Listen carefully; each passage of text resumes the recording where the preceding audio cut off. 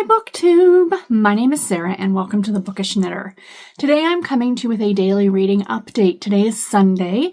It is the 21st of April. It's the 21st of April. And it is about 9:45 in the morning. So I'm going to edit this and post it right away. But yeah, happy Sunday. So I did not get one of these filmed yesterday, but I did put up the Page Count Reading Challenge announcement video. So that's up for you guys to see. Yesterday was just a super busy day. Garrett and I went out about 7:30, 8 o'clock in the morning. We had a bunch of running around to do, and we didn't get home until after 12 p.m., I guess, 12:30, 1 o'clock. So I had some lunch, and then I ended up crashing for a couple hours in the afternoon. And then I pretty much just relaxed after that. The hockey game was on last night. Garrett was watching Boston versus Toronto. I have to say, though, as a Red Sox fan, as a lifelong Red Sox fan, I'm rooting for Boston. So is Garrett, even though we both live in Toronto. So I know, strange. But anyway, it's a thing. So not that I watch hockey anyway. But yeah, so I'm here to share with you guys what I am reading. Now, I actually finished 2 books since the last time I talked to all of you, which is fantastic. So I finished reading, oh my gosh, what was that first? Dead Wrong, by Vonetta Chapman, which is the first book in the Agatha's Amish B&B series. It's a 3-book little series. It was delightful, you guys. I gave it 4.5 stars. I really liked it. For a cozy mystery now, I do read or have read a fair amount of Amish cozies, mostly the ones by Amanda Flower with The Matchmaker and The Amish Candy Shop. The Vonetta Chapman books I found to be just a bit more on the religious side. They're not super preachy, but I mean, they are Amish. So she's going to use that faith-based element quite a bit more than you would see generally in a Amanda Flower book, Amanda Flower Cozy Mystery. That's just my personal opinion. The other book that I finished was Murder in Plain Sight by Marta Perry, which is the first book in the Brotherhood of the Raven series. This one is a slightly more of a murder mystery involving the Amish. It's about an Amish boy who is being accused of murdering a non-Amish girl. And he was on his Rumspringa where they go out and they can kind of do whatever they want to do. And he parties, a bunch of the Amish kids party with this girl. She's slightly older. And one morning they're found in the barn and they're both asleep. Well, she's dead, so she's very asleep. But he's found with the murder weapon in his hand with no memory of what happened the night before. So this woman is brought in from Philadelphia. It takes place in Lancaster County, Pennsylvania. And she's brought in to defend him. But the entire town is certain that he did it. And there's one woman who hired her who's like, no, I don't think he did this. So it's pretty much about the case. Now, it is violent, of course, but it's not violent, like I was saying, like the Linda Castillo books. So not that I don't enjoy the Kate Burkholder series by Linda Castillo. It's just, they were a little much for me at that point, but this one was really good. I really enjoyed it. I'm looking forward to reading the rest of the series. There is a bit of a romantic element in there as well. So it is sort of a romantic suspense. I ended up giving it 4 stars. Very much enjoyed it. So what am I currently reading? I do have one Amish book on the go, but even though today officially starts off Amish in April, I do plan on reading the book that I'm reading now, and I'm hoping to get in 2 more before the end of the month, so we shall see. But I decided to go for something non-Amish because I didn't want to burn myself out on the Amish. And I was in the mood, and I know I said this in one of my videos recently. I'm like, I'm not, really rereading. I really shouldn't reread. But I really wanted to pick up this series again, and I decided to actually jump ahead.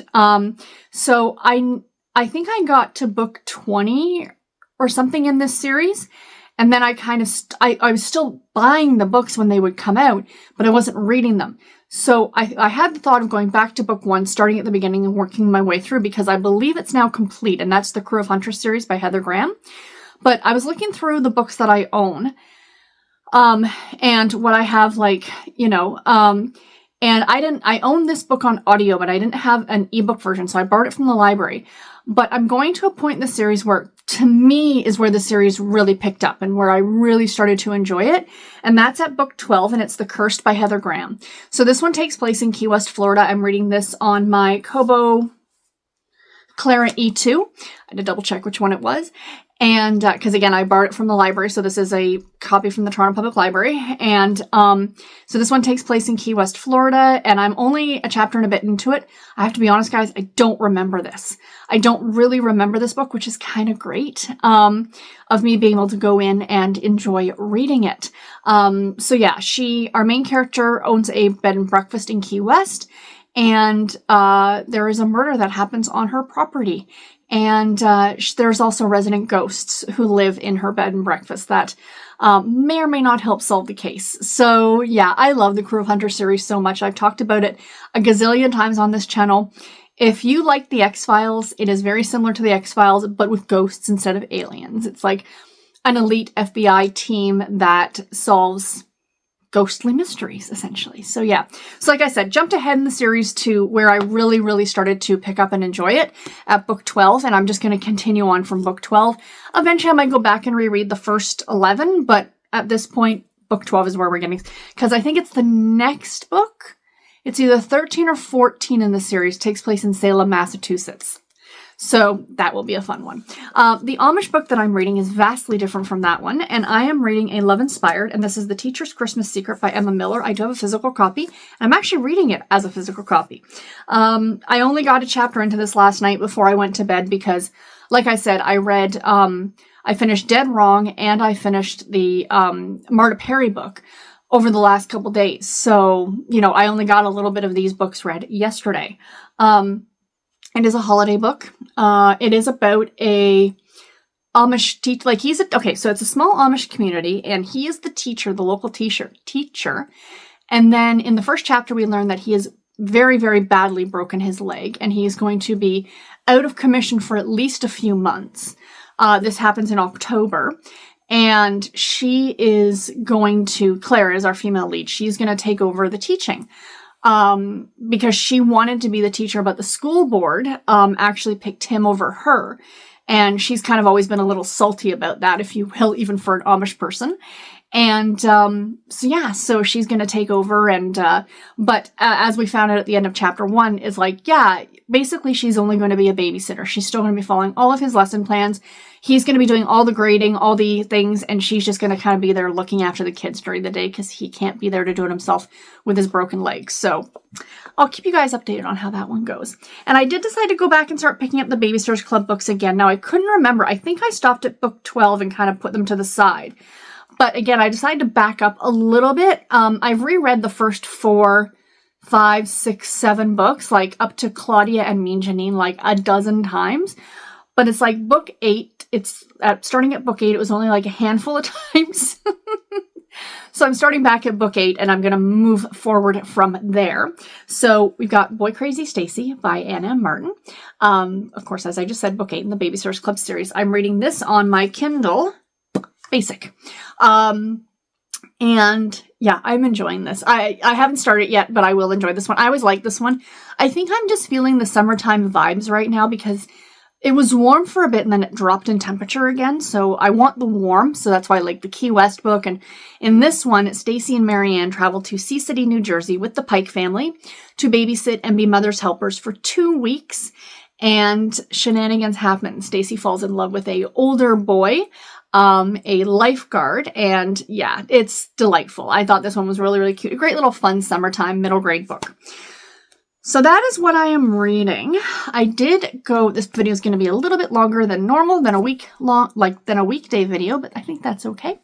I bought some books yesterday when Garrett and I went out. Actually, there's one right there. I'll be sharing that with you guys in a video later this week when I do my next 5 book picks video. I'll be sharing that book with you. I'm saving it for that, but I did get some old school Harlequin category romance books, so I thought I'd show them to you guys. So The first one here, I'm going to have to take all the stickers off of these after we're done.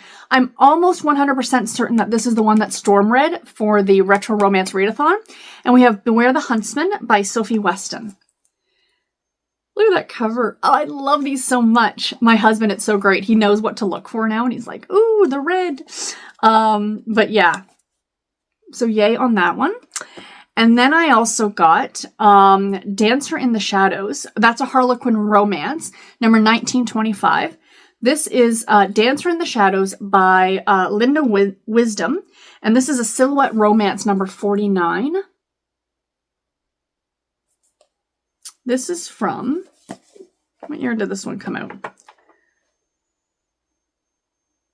Oh, this was originally from the Lindsay Book Exchange in Lindsay, Ontario. I wonder if it's still around. I would like to know. 1980. This came out in 1980. My computer's sitting over there, just made a noise. I just had a quick look. It's been bugging me for years to upgrade to Windows 11. I'm finally upgrading my computer to Windows 11. So let's hope you guys actually see this video. I also got Leopard in the Snow by Ann Mather. Great cover on this one. This is a Harlequin Presents novel, number 74. From 1974. Nice. I love the cover of this one. They had so many of these older ones, like these older ones, and I had to really pick and choose. But I got a couple of these because they're Betty Neal's, and then I also got a couple because of the titles and maybe the number of the story, like the number of the book. So this one is a Betty Neal's book, and it's A Small Slice of Summer. This is probably the original publication of it. Harlequin Romance number 10, is it 1080? That seems really low. I believe this is probably a reprint. No, 1975. Interesting. Oh, 2080. My bad, 2080. There we go. It says it right there. And then this is an older one. Now, I believe this one is a reprint. Sorry, I'm just trying to pull these stickers off as I do this if they're just hanging there. Without wrecking the book completely. I hate that they put these stickers on. We have The Youngest Bridesmaid by Sarah Seal. Number 816. Now, I believe, like I said, this is a reprint. First published in 1963. No! Oh, this is an original edition. 1964. Yay! Oh, wow. Because it doesn't say, like, it's a reprint from the Mills and Boon, but the Harlequin, this is not a reprint of the original Harlequin. This is the original Harlequin. Oh, that's exciting. Very exciting.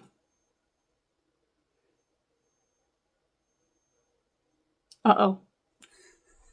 This one might be problematic. I'm going to try and read this without my glasses on.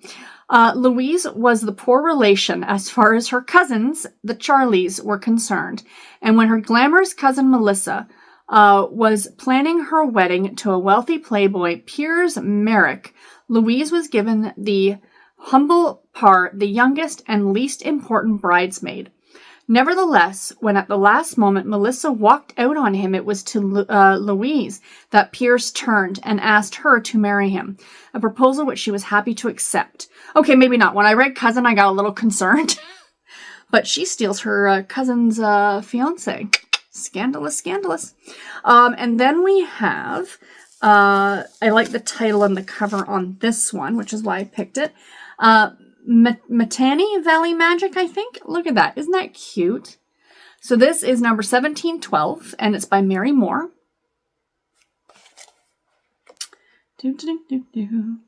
This came out in 1973. The original publication, 1973. So yay on that one.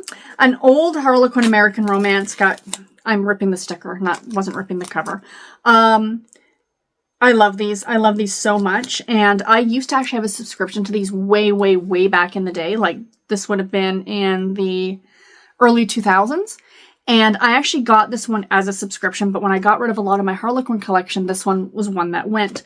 And I ended up picking it up again because I saw it there. And I really think the cover is cute. And this is The Cowboy and the Bride by Maren Thomas. Isn't that adorable? Wild horses couldn't drag him to the altar again. With one bad marriage under his belt and a little girl by his side, Jake Montgomery solemnly swears that he doesn't want another wife until a femme fatale in a wedding dress shows up, what's that word? Snagged like a bird in paradise on his barbed wire fence. That's when forgotten hormones start to buck like broncos, and the solo dad knows he's in for the ride of his life. I love it so much. Oh, delightful. A couple other older ones here. Just get the sticker off this one because it's falling off. I love the title of this one. This was another Betty Neals book. We have Pineapple Girl by Betty Neals. 2137.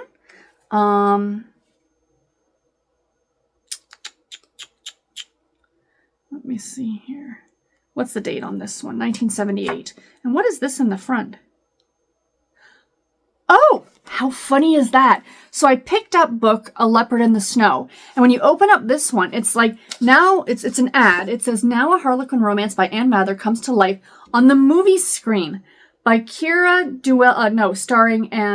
Kieran Duella and Susan Penhaligon, Leopard in the Snow. Guest starring Kenneth Moore and Billy Whitelaw, featuring Gordon Thompson as Michael and Jeremy Kemp as Bolt. Produced by, screenplay by Ann Mather and Jill Hyam, directed by Jerry O'Hara. That is awesome. That is too funny. Oh my gosh. So that was neat. Anyway, I didn't realize that. And last but not least, I got an older Harlequin silhouette special edition. Now a Harlequin special edition. This is number 256. This is Water Dancer by Gillian Blake. This is from, before I show you guys the cover, because someone was doing math, using the book for math. We don't like math. Math is fine, just not my favorite. This is from 1985, and yes, this is a 1985 cover. I love it, and I love that it goes around onto the back. I think that's delightful. I'm not even going to try and read this out without my glasses on because the writing is over top of the pictures. But yeah. So yay. Anyway, guys, like I said, longer video. Sorry about that. Little book haul in there as well. Stay tuned this week. I will be doing, like I said, my next 5 books. And stay tuned this week as I read through what I'm reading through. Again, like I said, I hope to maybe do these every day. I'm going to try and keep... I did pretty good last week. I'm going to see if I can keep up with it this week. And until my next video, everybody, take care and happy reading. Thank you all so much for watching. Bye, guys.